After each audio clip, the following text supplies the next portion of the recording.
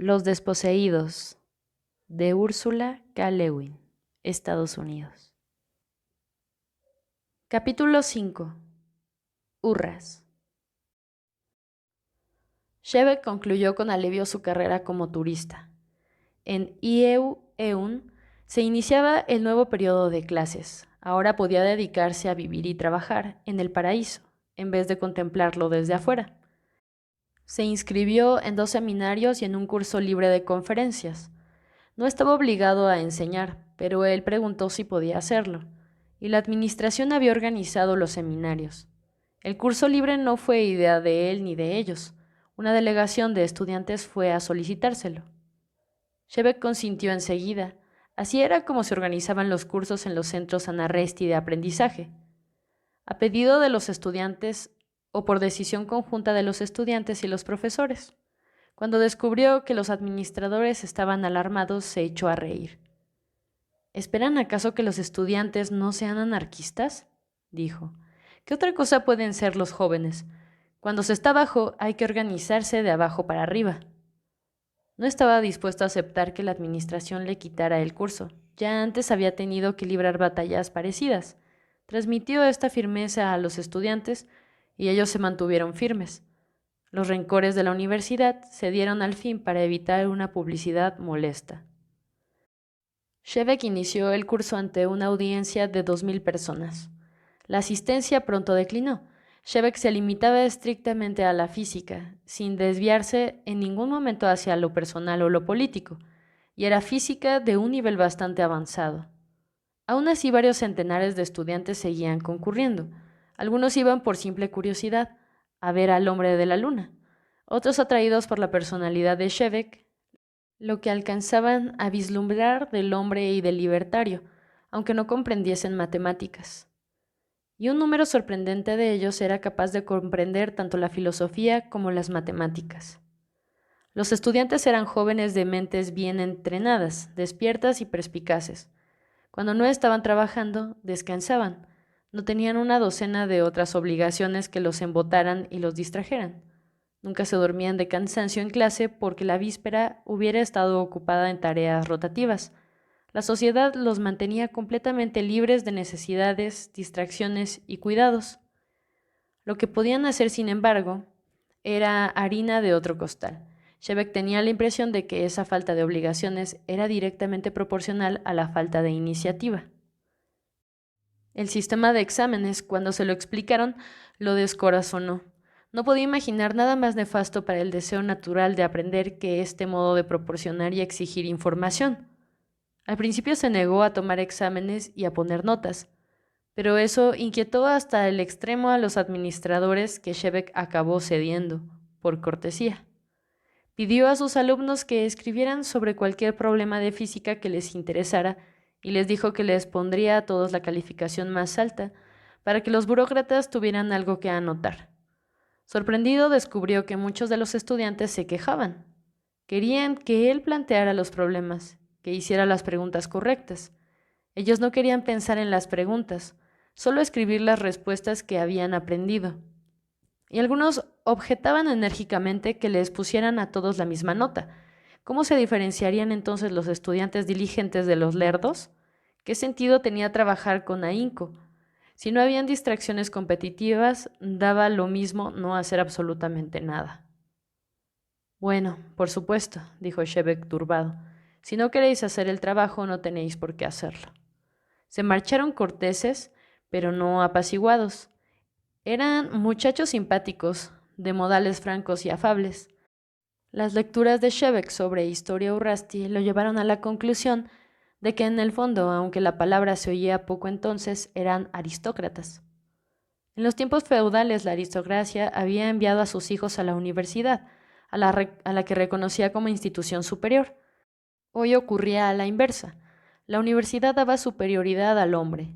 Le dijeron a Shebek con orgullo que la competencia por las becas universitarias de IEU-EUN era cada año más estricta, lo que revelaba el carácter esencialmente democrático de la institución.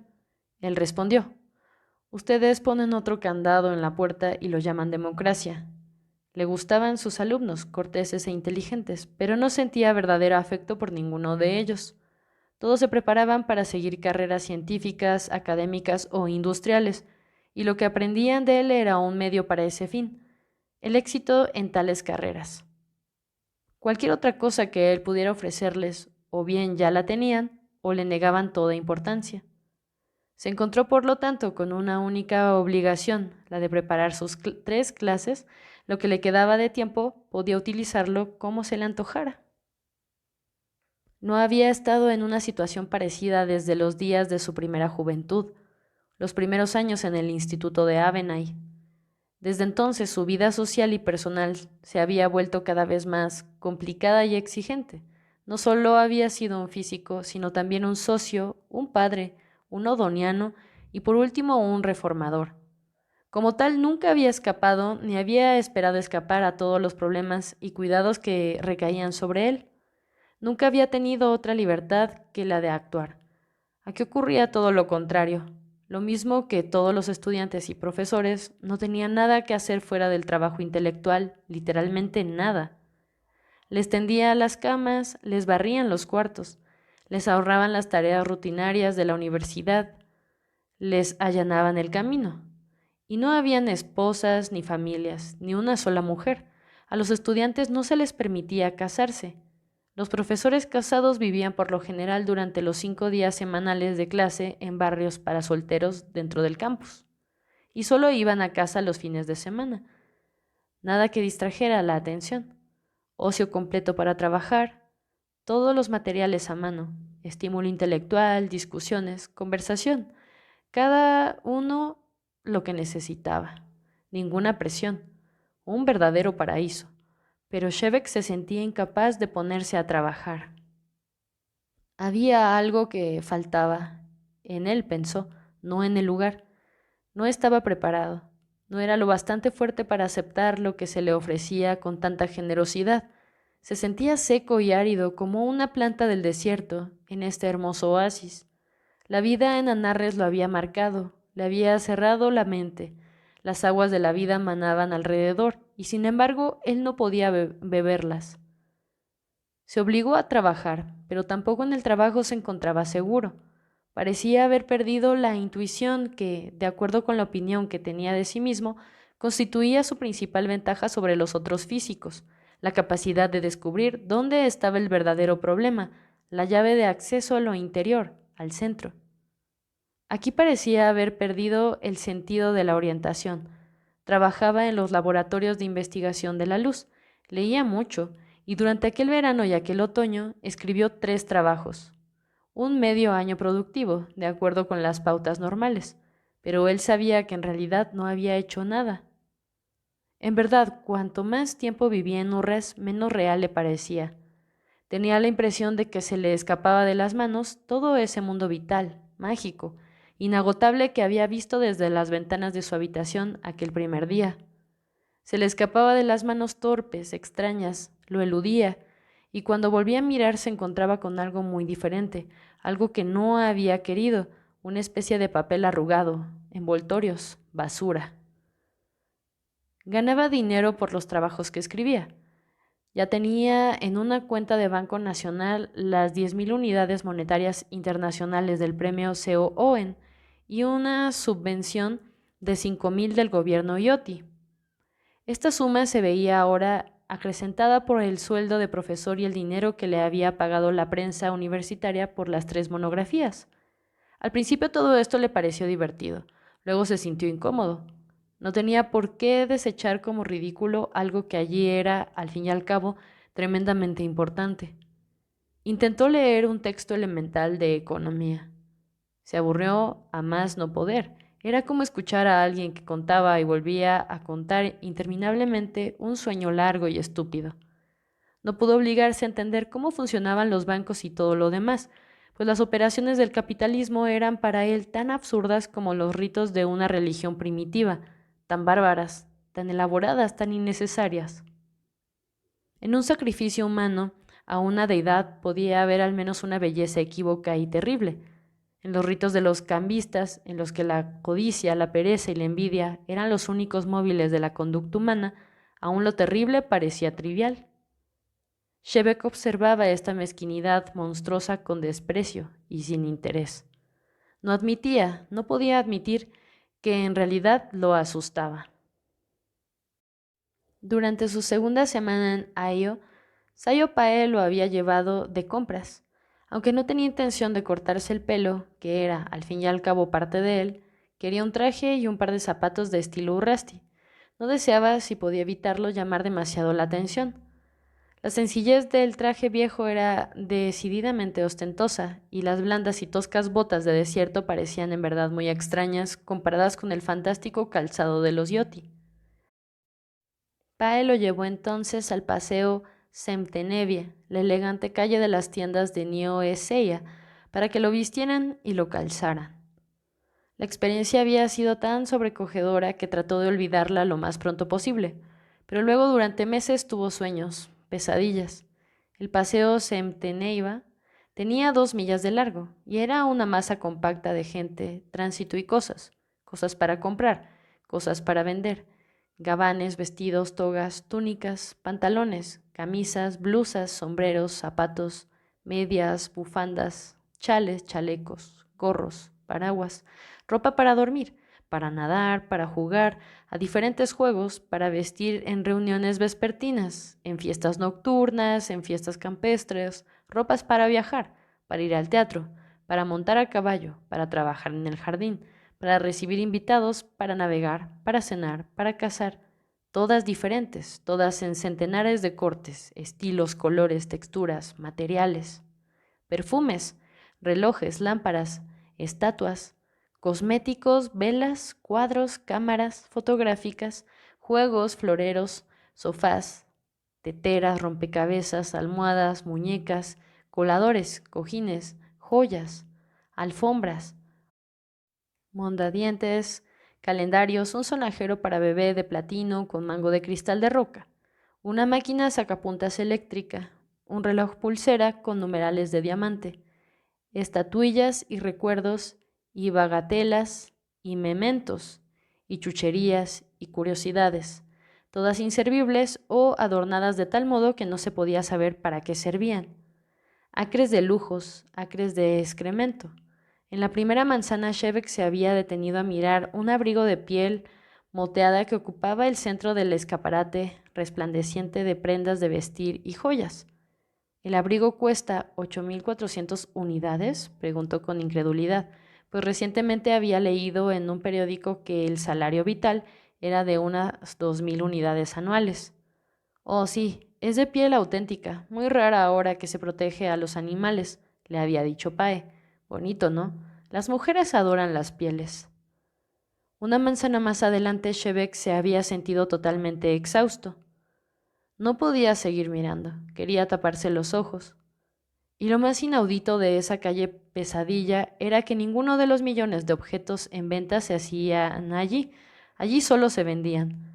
¿Dónde estaban los talleres, las fábricas? ¿Dónde estaban los granjeros, los artesanos, los mineros, los tejedores, los químicos, los tallistas, los tintoreros, los dibujantes, los maquillistas? ¿Dónde estaban las manos? ¿La gente que hacía esas cosas? Fuera de la vista, en otra parte, detrás de muros. Toda la gente en todas las tiendas eran compradores o vendedores. No tenían otra relación con las cosas que la posesión. Descubrió que ahora que le habían tomado las medidas podía encargar por teléfono cualquier ropa que necesitara y resolvió no volver nunca a la calle Pesadilla. El equipo de ropa y los zapatos le fueron entregados al cabo de una semana. Se los puso y se miró al espejo de cuerpo entero de la alcoba. La sobria toga casaca gris, la camisa blanca, los ahuchados pantalones negros y los calcetines y los zapatos brillantes sentaban bien a la figura larga y delgada y los pies estrechos de Shevek. Tocó con el dedo la superficie del zapato. Era el mismo material que cubría los sillones del otro cuarto y que al tacto parecía piel. Poco tiempo antes había preguntado qué era y le habían dicho que era piel, la piel de un animal. Cuero lo llamaban. El contacto lo horrorizó. Se enderezó y se apartó del espejo, aunque no antes de haber reconocido que, ataviado de esa manera, el parecido con su madre, Rulag, era mayor que nunca. Hubo una larga interrupción entre los cuatrimestres, a mediados del otoño. La mayoría de los estudiantes se marcharon de vacaciones. Shebeck fue de excursión a las montañas de Mayday por algunos días con un grupo de estudiantes e investigadores del Laboratorio de la Luz, y luego volvió y pidió que le permitieran utilizar la gran computadora, que en los periodos de clase siempre estaba muy ocupada. Sin embargo, harto de una tarea que no conducía a ninguna parte, no trabajaba con mucho empeño. Dormía más de lo habitual, paseaba, leía y se decía que el problema consistía simplemente en que se había dado demasiada prisa. No es posible captar en pocos meses todo un mundo nuevo. Los prados y los bosquecillos de la universidad eran hermosos y agrestes. Las hojas doradas centellaban, arremolinadas en el lluvioso viento invernal, bajo un suave cielo gris. Shebeck leyó otra vez las obras de los grandes poetas. Ahora los comprendía cuando hablaban de las flores y del vuelo de los pájaros y del color de los bosques en el otoño. Y le deleitaba comprenderlos. Era agradable volver a la penumbra de la habitación, de una serena armonía de proporciones que nunca se cansaba de admirar. Se había acostumbrado a la belleza y comodidad del cuarto familiar ahora. También lo eran las caras que veía en la mesa redonda del comedor vespertino, los colegas, algunos más agradables y otros menos, pero todos ya familiares. Lo mismo sucedía con la comida, tan abundante y variada, y que al comienzo lo había azorado. Los hombres que atendían la mesa sabían lo que necesitaba y le servían lo mismo que él se hubiera servido. Todavía no comía carne.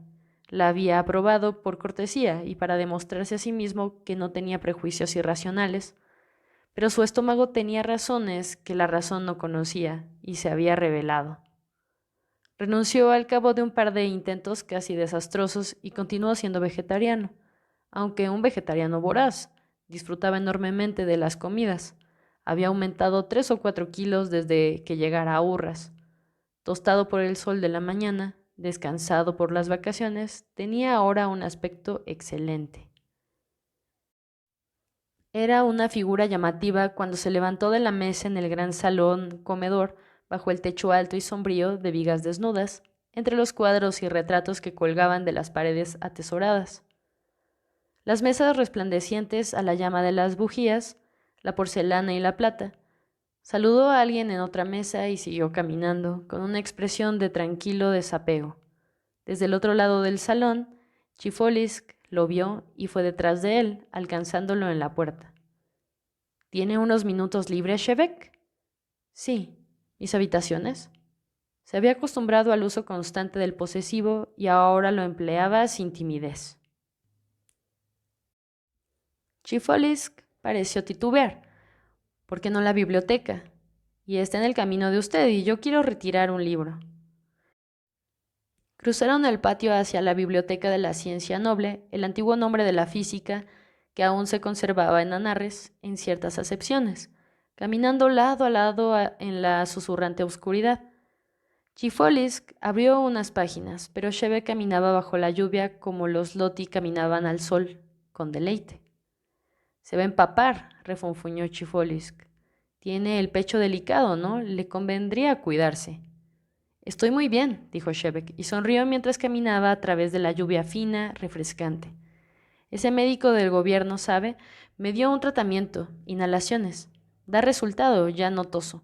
Le pedí al doctor que describiera por radio el procedimiento y las drogas al sindicato de iniciativas de Avenay. Lo hizo. Parecía contento. Es bastante sencillo. Puede aliviar mucho el dolor, la tos del polvo. ¿Por qué? ¿Por qué no antes? ¿Por qué no trabajamos juntos, Chifolisk? El tubiano soltó un breve quejido sardónico. Entraron en la sala lectura de la biblioteca. Bajo los dobles arcos del mármol, las naves de los libros antiguos reposaban en una penumbra serena. Las lámparas de las largas mesas de lectura eran sencillas esferas de alabastro. No había nadie más allí, pero un sirviente se apresuró a seguirlos para encender el fuego en la chimenea de mármol y comprobar que no necesitaban nada antes de retirarse otra vez. Chifolisk se detuvo delante del hogar, observando cómo se alzaban las primeras llamas. Las cejas erizadas sobre los ojos diminutos, La cara tosca, cetrina, intelectual del físico, parecía más vieja que de costumbre. Quiero ser desagradable, Shevek, dijo con su voz áspera y añadió. Nada inusitado en eso, supongo. Una humildad que Shevek no había esperado en él. ¿Qué pasa? Quiero saber si se da cuenta de lo que está haciendo.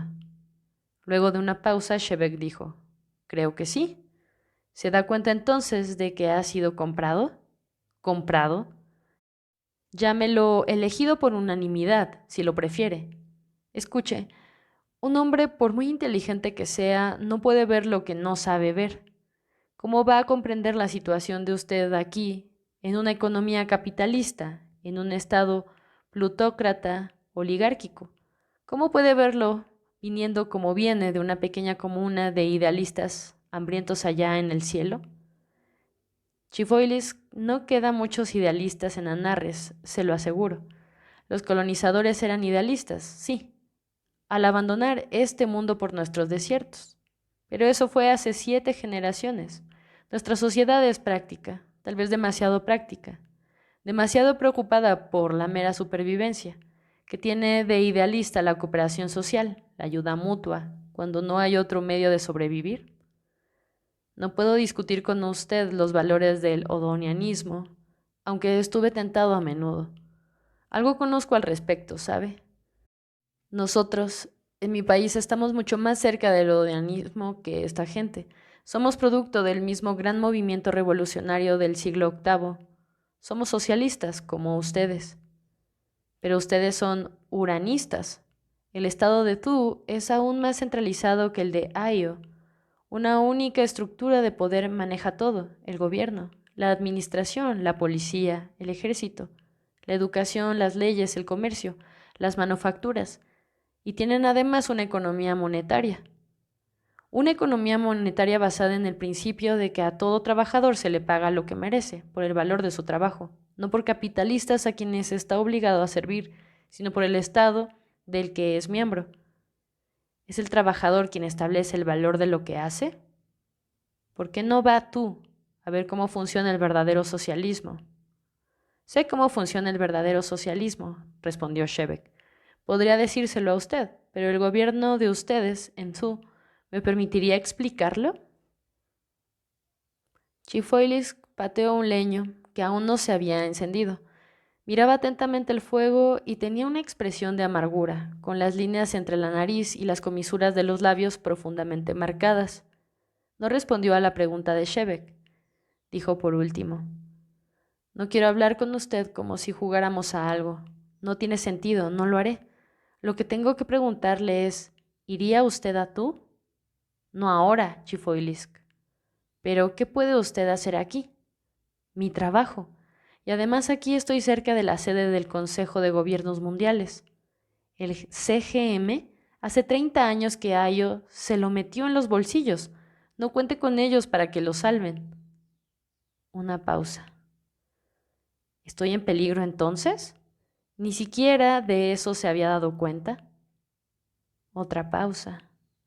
¿Contra quién me está usted poniendo en guardia?, preguntó Shevek. Contra Pae, en primer lugar.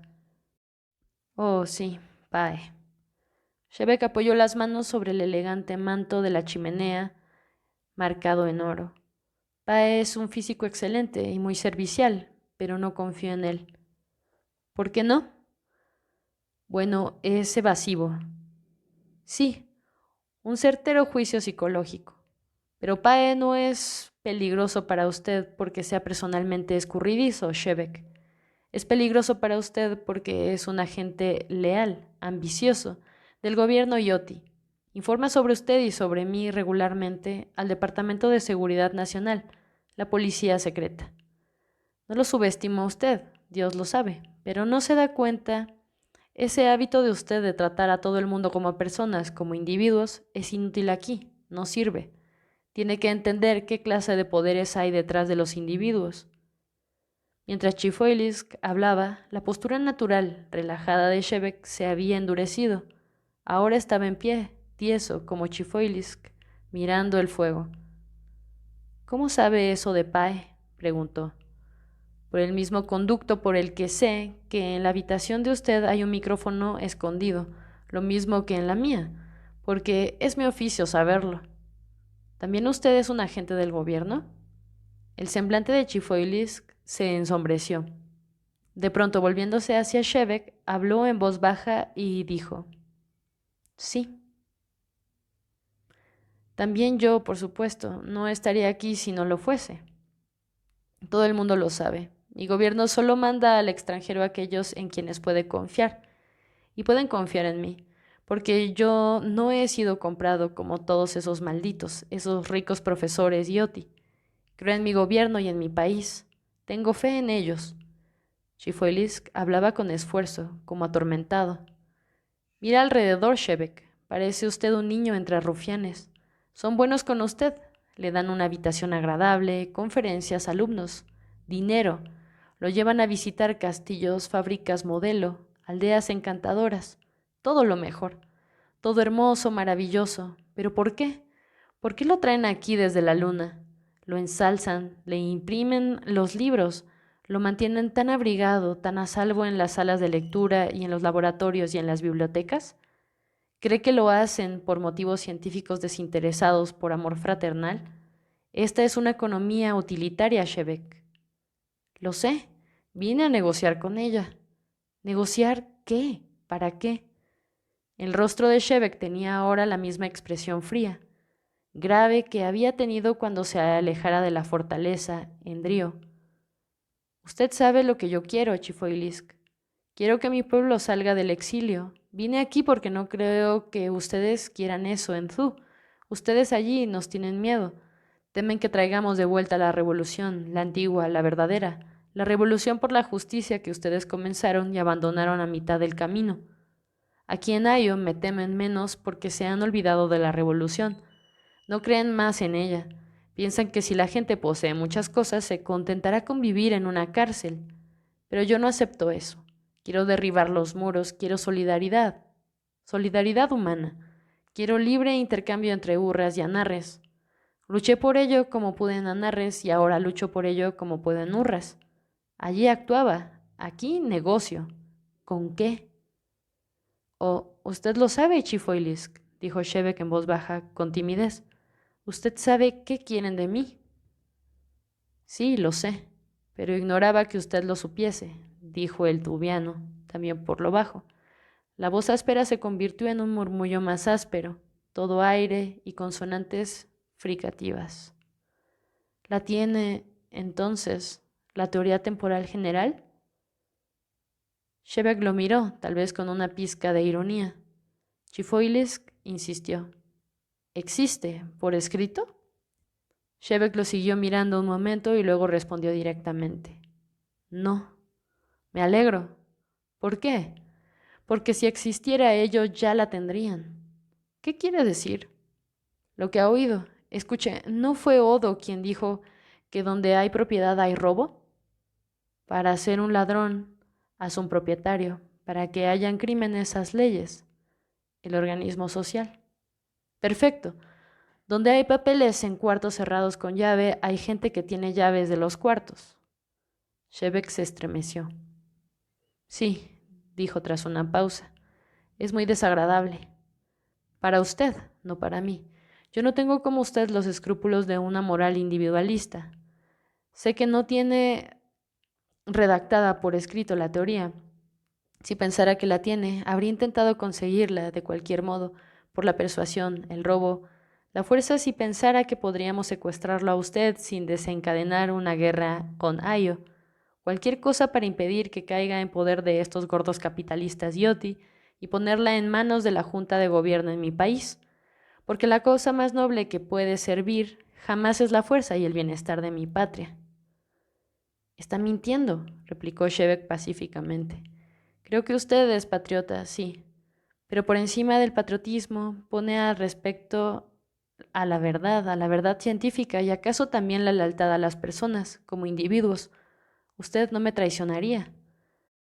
Lo haría si pudiese, dijo Chifoilis con vehemencia salvaje.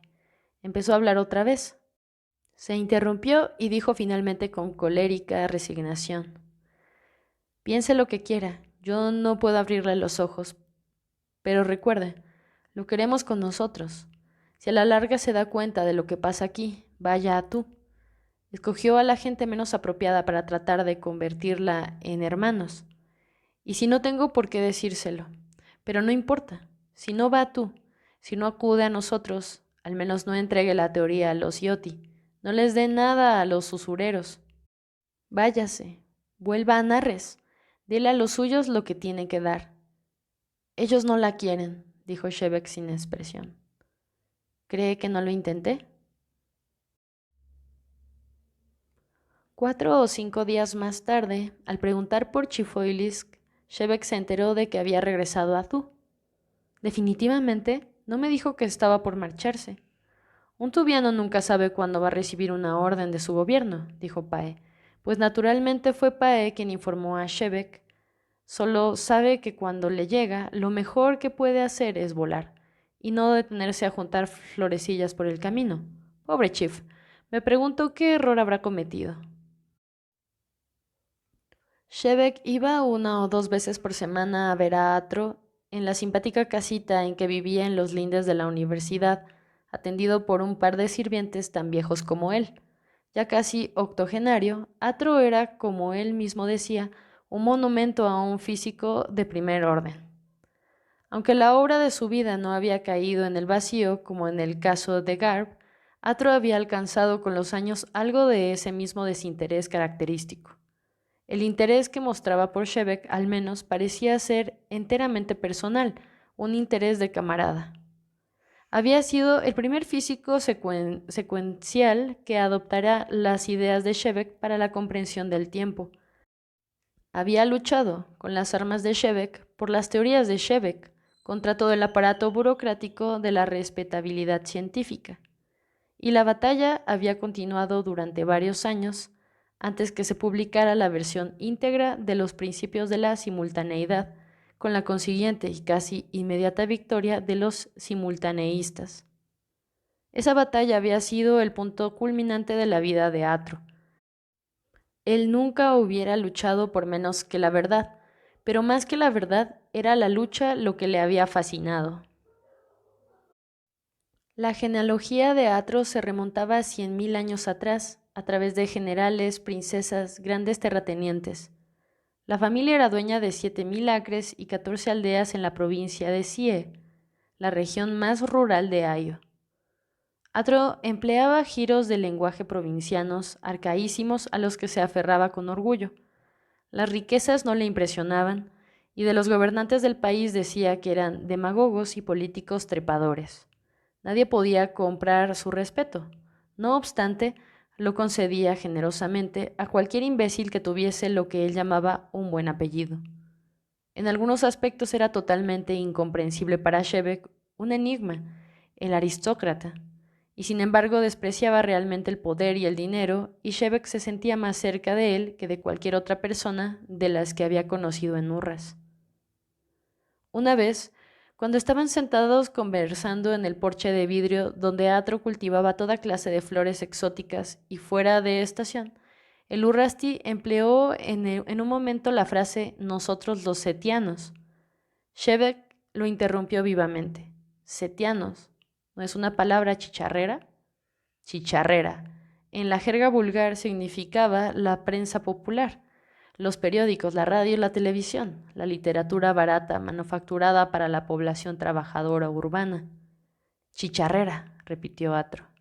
Pero, mi querido amigo, ¿dónde diablos aprende usted esas expresiones?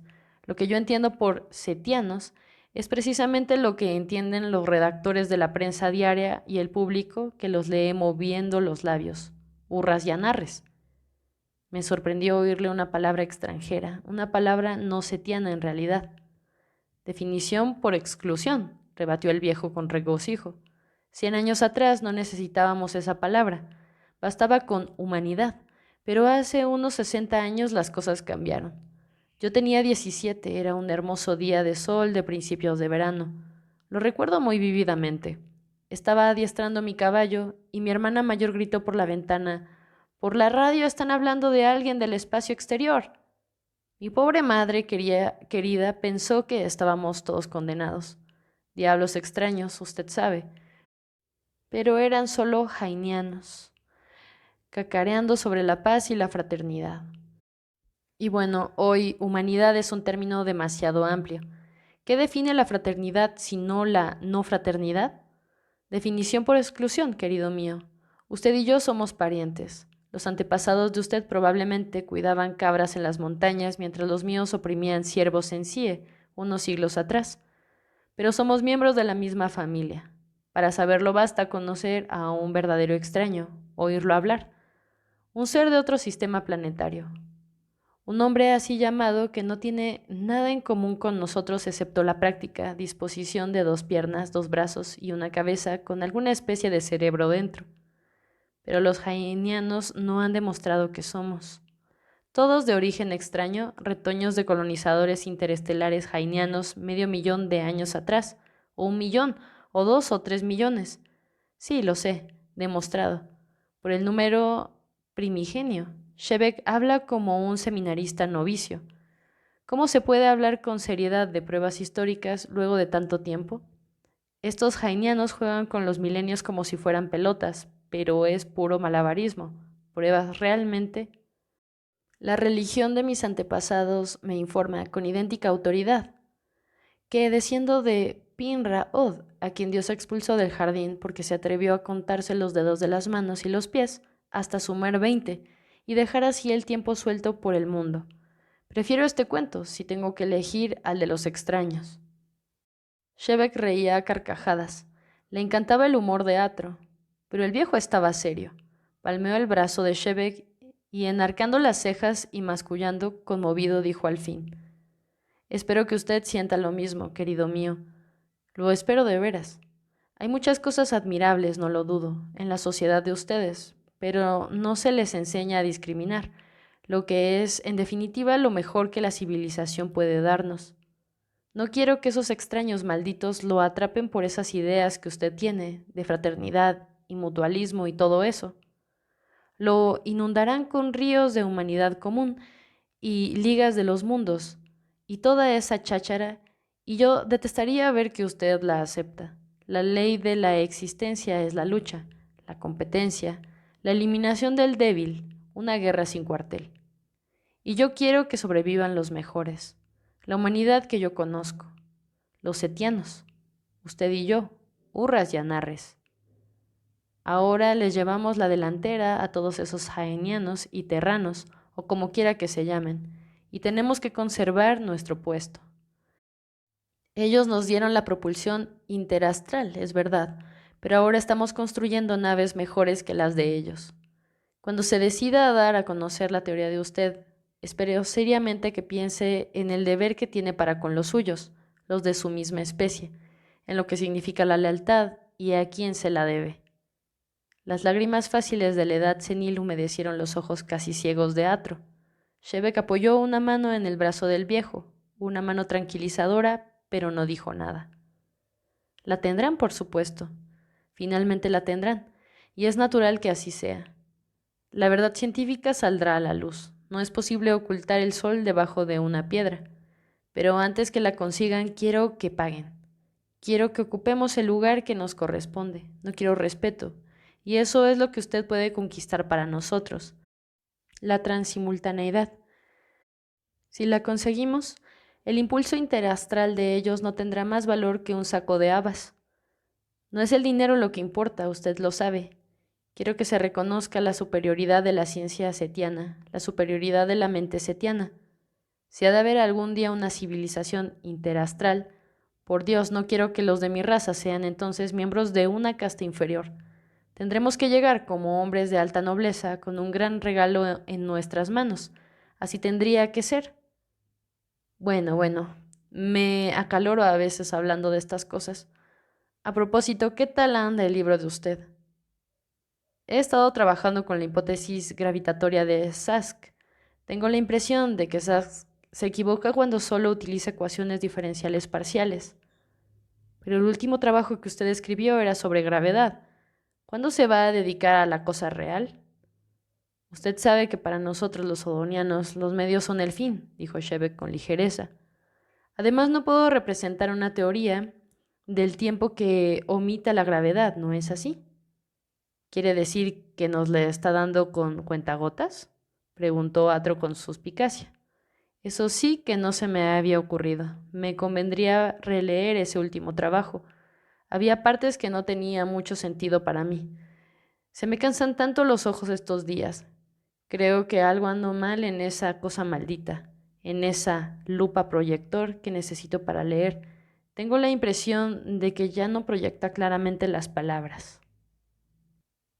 Shevek miró al anciano con afecto y compunción, pero no le dijo nada más acerca de su propia teoría. A Shevek le llegaban cada día invitaciones a recepciones, homenajes, inauguraciones y otras cosas por el estilo. Asistía a veces porque había venido a Urras con una misión y debía tratar de cumplirla. Tenía que imponer la idea de fraternidad, tenía que encarnar en su persona la solidaridad de los dos mundos. Hablaba y la gente lo escuchaba, y decía: ¡qué gran verdad! Se preguntaba por qué el gobierno no le impedía que hablase. Gifoilis tenía que haber exagerado, para sus propios fines, la magnitud del control y la censura. Hablaba de anarquismo puro y nadie se lo impedía, pero ¿necesitaban acaso hacerlo callar?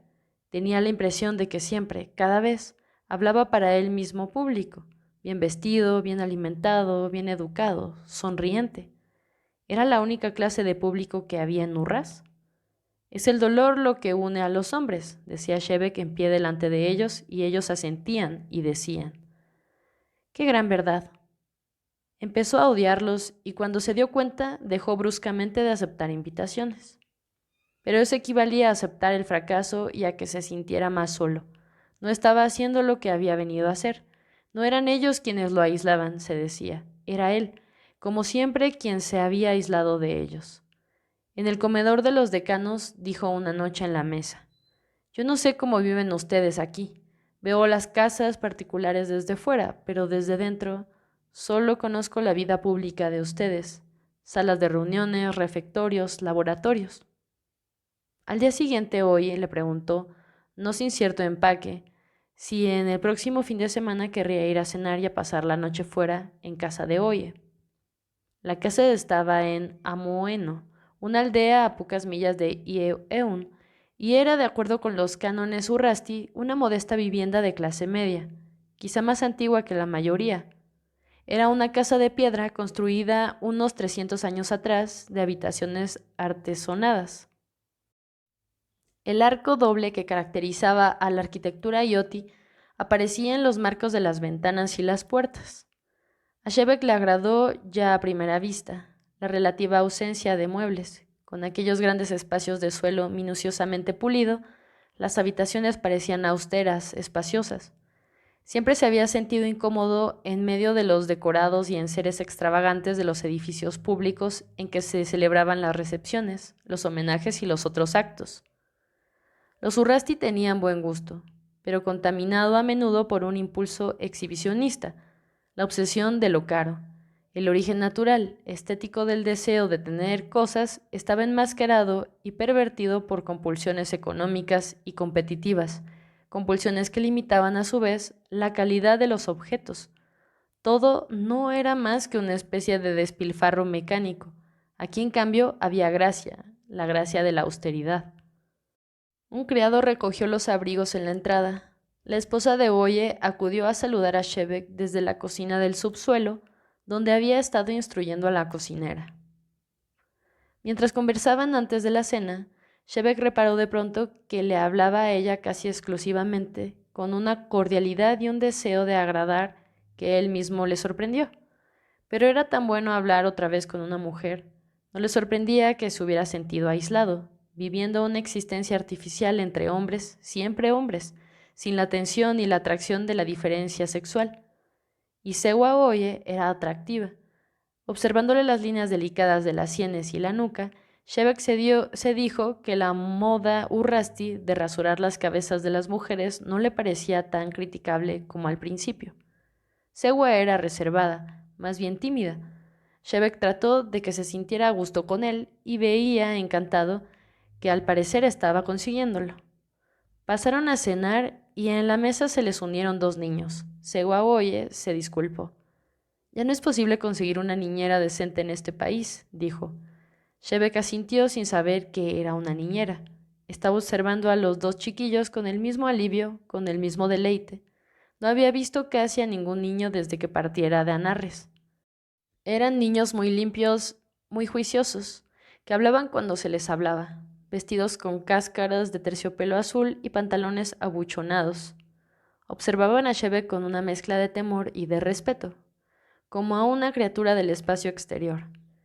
El de 9 años era severo con el de 7. Le cuchicheaba al oído que no mirase, pellizcándolo sin piedad. El pequeño contestaba con otros pellizcos y trataba de patearlo por debajo de la mesa. El principio de autoridad no parecía aún muy firme en la mente del niño. Hoy era otro hombre en su casa. Ya no tenía aquella mirada furtiva y no arrastraba las palabras al hablar. La familia lo trataba con respeto, pero ese respeto era recíproco. A Shebek, que había escuchado muchas de las opiniones de Oye sobre las mujeres, le sorprendió ver cómo trataba a Sewa, con cortesía, hasta con delicadeza. Esto es caballerosidad, pensó, una palabra que había aprendido recientemente, pero pronto decidió que era algo más. Oye quería a su mujer y confiaba en ella. Se comportaba con ella y con los niños casi como si fuera una Narresti. A decir verdad, se le reveló entonces como un hombre sencillo, fraternal, un hombre libre. A Shebek se le ocurrió luego que era una libertad de alcance muy limitado, un núcleo familiar pequeño, pero se sentía tanto más a gusto, tanto más libre él mismo, que no tenía ganas de ponerse a criticar.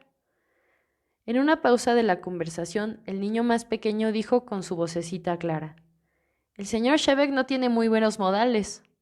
«¿Por qué no?», preguntó Shebek antes de que la mujer de Oye pudiera reprender al niño. «¿Qué he hecho?». «No dijo gracias». «¿Gracias por qué?».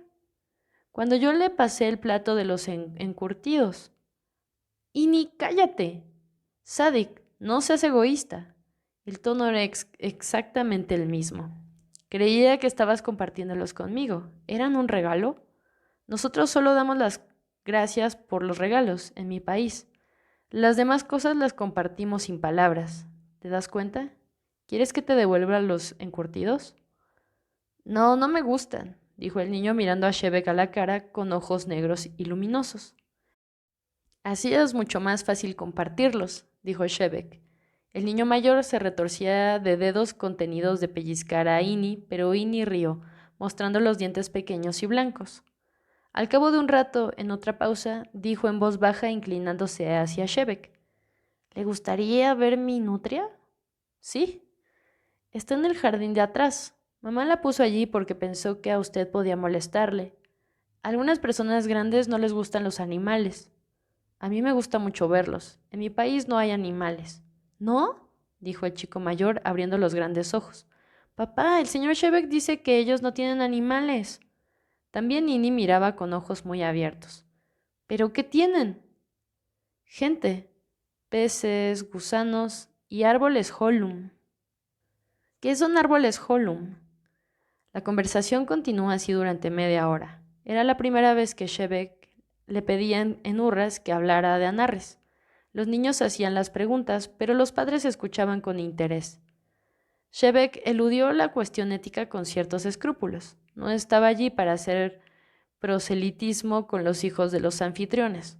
Les explicó con palabras sencillas cómo era la polvareda, qué aspecto tenía Avenay, cómo se vestían, qué hacía la gente cuando necesitaba ropa, qué hacían los niños en la escuela. Este último tema, pese a él mismo, se convirtió en propaganda. Ini y Aevi escucharon fascinados la descripción de un programa de estudios que incluía agricultura, carpintería, recuperación de aguas servidas, imprenta, plomería, reparación de caminos, dramaturgia y todas las demás ocupaciones de la comunidad adulta, y la declaración de Shebek de que nunca se castigaba a nadie por ningún motivo. «Aunque a veces», dijo, «te dejan solo un rato». «Pero», dijo Oye abruptamente, como si la pregunta, largo tiempo contenida, estallara de pronto ahora. «¿Qué mantiene el orden entre la gente? ¿Por qué no roban? ¿Por qué no se matan unos a otros?». «Nadie tiene nada que se pueda robar. Si uno necesita cosas, las va a buscar a los almacenes». En cuanto a la violencia, bueno, no sé, oye, ¿usted me asesinaría normalmente? Y si quisiera hacerlo, ¿se le impediría acaso una ley contra el asesinato? No hay nada menos eficaz que la coerción para obtener orden. Está bien, pero ¿cómo consiguen que la gente haga los trabajos sucios? ¿Qué trabajos sucios? Preguntó la esposa de Oye sin entender. Recolectar basuras, sepultar a los muertos, dijo Oye. Extraer el mercurio de las minas, añadió Shebek, y casi dijo, la reelaboración de los excrementos, pero se acordó del tabú Ioti a propósito de las cuestiones escatológicas. Había reflexionado ya desde los primeros días de su estancia en Urras que los Urrasti vivían entre montañas de desperdicios, pero no mencionaban nunca los excrementos. Bueno, todos colaboramos, pero nadie tiene que trabajar en eso durante mucho tiempo, a menos que le guste. Un día de cada 10, el comité que administra la comunidad o el comité vecinal o quien quiera que lo necesite puede pedirle a uno que ayude en esos trabajos en turnos rotativos. Además, en las ocupaciones desagradables o peligrosas, como las minas o las fábricas de mercurio, nadie trabaja por lo común más de medio año. Pero entonces todo el personal ha de estar constituido por simples aprendices. Sí, no es eficiente, pero ¿qué otra cosa se puede hacer? No se puede pedir a un hombre que trabaje en un oficio que lo dejará inválido o que lo matará en pocos años. ¿Por qué tendría que hacerlo? ¿Puede negarse a obedecer? No es una orden, oye. El hombre va a la DIVTRAP, la oficina de división del trabajo, y dice, quiero hacer esto y aquello. ¿Qué tienes para mí? Y ellos le dicen dónde hay trabajo. Pero entonces, ¿por qué hacen los trabajos sucios? ¿Por qué aceptan esa tarea rotativa cada 10 días? Porque trabajan juntos y por otras razones. La vida en Anarres no es rica como aquí, usted sabe. En las comunidades pequeñas no es muy entretenida y en cambio hay muchísimo trabajo pendiente. Y si uno trabaja la mayor parte del tiempo en un telar mecánico, es agradable ir cada 10 días a las afueras e instalar una cañería o arar un campo con un grupo de gente diferente. Y hay un desafío implícito, además. Aquí ustedes piensan que el incentivo del trabajo es la economía, la necesidad de dinero o el deseo de acumular riqueza.